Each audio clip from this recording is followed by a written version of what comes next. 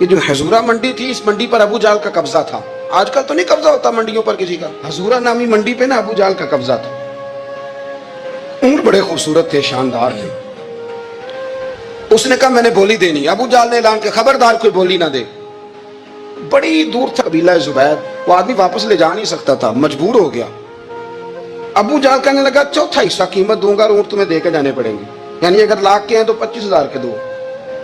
بندہ بڑا پریشان ہوا، چودھریوں سے بات کی تو کہنے لگے بدماش بڑا ہے، ہم شریف لوگ ہیں.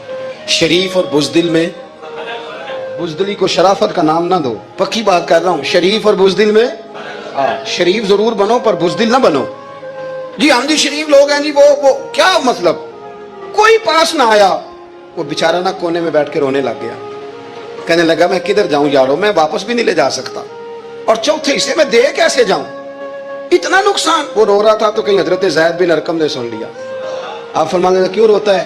کہنے لگا یار میں نے تو اہل عرب کی تعریف سنی تھی، میرے ساتھ کھڑا ہی کوئی نہیں ہوتا. تو آپ فرمانے لگے تو نے عربی دیکھا ہی کب ہے؟ اگر کائنات کا حسین و جمیل عربی دیکھنا ہے تو جا حرم مکہ میں بیٹھا ہے.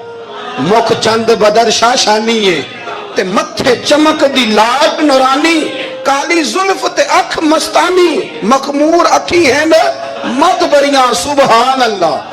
ما اجمل کا ما احسن کا ما اکمل، کتھے مہر علی تو کتھے تیری ثنا، مشتاق اکھی کتھے جال. تو نے دیکھا کب ہے؟ اگر عربی دیکھنا ہے نا تو وہ بیٹھا ہے. جا کے حرم میں ٹیک لگائے، مظلوموں کے والی، غریبوں کے ماوا، رسول رحمت، ایک سادی سی چادر اوڑے حضور بیٹھے تھے. وہ زبیدی کہتا میں آیا، نبی کریم کو بات سنائی. حضور فرمانے لگے این الجمل کا، او کدھر ہے تیرے ہو؟ عرض کی حضور وہ وہاں ہیں. فرمایا چلنا. حضور کوئی بولی نہیں لگا رہا، کوئی خرید نہیں رہا. ابو جہل گھنٹا پڑا، اس کے ڈر سے سہم گئے. حضور فرمانے لگے چلنا میں بولی لگاتا ہوں. اور دیکھو نرخ بازار محبت کا انوکھا ہو گیا، خود خریداروں شامل آ کے مولا ہو گیا. نبی کریم نے حضرت سعد بن ابی وقاص کو بلایا، حضرت عمر کو، حضرت ابو بکر کو، مدد کے لیے نہیں. حضور فرمانے لگے میری جیب میں پیسے تھوڑے ہیں، ظاہری طور پہ تھوڑے ہیں، ورنہ تو کائنات کے خزانوں کی کنجیاں حضور کے پاس. تھوڑے تھوڑے پیسے دو بھی بولی دینی ہے. سب سے پیسے لیے چلو بولی لگانے چلے. حضور آئے، اللہ اکبر، یہ میرے رسول کا طریقہ ہے. آؤ ذرا تھوڑی دیر کے لیے سوچیں. ابو جہل بیٹھا ہے بڑی مسند پہ، قربان جاؤں مدینے والے حبیب. وہ زبیدی کہتا اس کے کپڑے مہنگے تھے، حضور کے سادے تھے.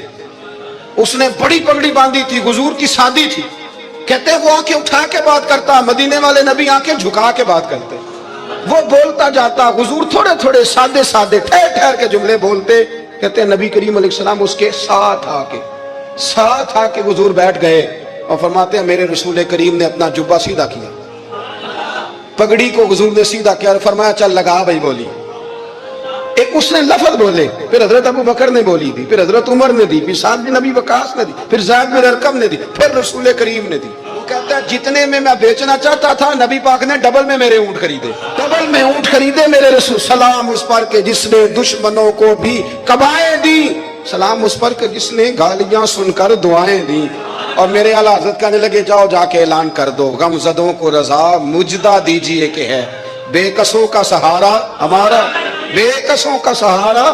جاؤ غم زدوں کو رضا مجدہ دیجئے کہ ہے بے کسوں کا سہارا. رسول کریم صلی اللہ علیہ وسلم نے نا خریدا مال، اور حضور سید عالم وہاں سے نکلے، اور نکلتے وقت حضور فرمانے لگے ابو جہل تیری آج شکایت آئی ہے، آج کے بعد نہ آئے. مکہ سارا اس کے ساتھ ہے، حضور کی مخالفت ہو رہی. 40 لوگ ہیں صرف کلمہ پڑھتے، اور دین کا کام دار ارقم میں قید ہو کے کرنا پڑتا ہے. لیکن جب ظالم کے خلاف نکلے ہیں تو پھر دار ارقم میں بند ہو کے نہیں، پھر میدان میں نکلے اور فرمایا آج کے بعد تیری شکایت نہ آئے. کہنے لگا جی بالکل نہیں آئے گی، میں آپ کو موقع نہیں دوں گا. حضور چلے گئے تو پیچھے سارے کافر اس کے گرد اکٹھے ہو گئے. کہنے لگے ہم پہ تو بڑا روب ڈالتا ہے، اب تجھے کیا ہوا، پانی ہو گیا، تو کیا کون سا سانپ سونگ گیا، بولا ہی نہیں.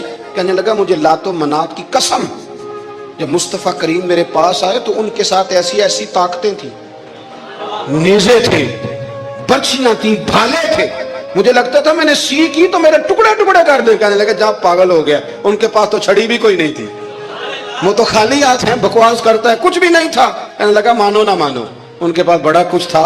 اور اگلی بات جو اس نے کی وہ تاریخ میں محفوظ ہے.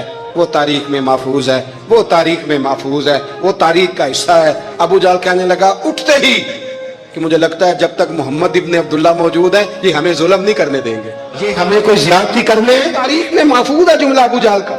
کہنے لگا جب تک یہ موجود ہے ہمیں کوئی زیادتی کرنے. حضرت فرمایا کرتے تھے زندہ نبی کے ماننے والوں زندہ بن کے زندگی گزارو. زندگی زندہ دلی کا نام ہے, مردہ دل کیا خاک جیا کرتے. جو قومیں سر اٹھا کے جیتی ہیں وہ زندہ ہوتی ہیں.